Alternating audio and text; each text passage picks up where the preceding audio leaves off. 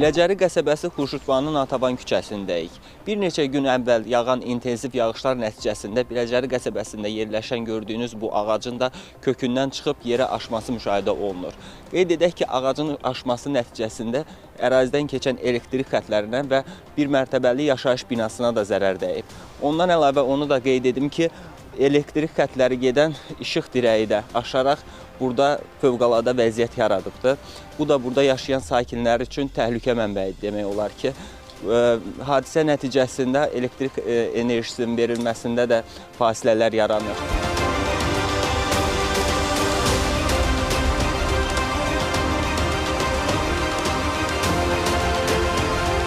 Üç gündür bu ağac evimizin üstündədir. Heç kəs gəlib baxmır. Dünən gəlmişdilər, güya ki, bugün gəlib kəsəsəyirlər. Bugün də gəlib baxmırlar da, yəni. Biz bilmirik bunun axırı nə olası. Bu ağac təmiz evimizi yıxandan sonra biz necə olasıyıq? Yan qonşular var, onların işıqları məsələn yanmır. Orada qırılıb tökülür bura. Keçmiyor orada. Ağaca deyər, ağac da yaş deyir, tok vurar adamı. Bax, indiyəcən gördüyümüz mənzərə burada. Dünən neçə dəfə işıqlar sönüyor. İşıqlar yandı, söndü, yandı, söndü. Nə bilim, nəsə, bax, indiyəcən gələn yoxdur.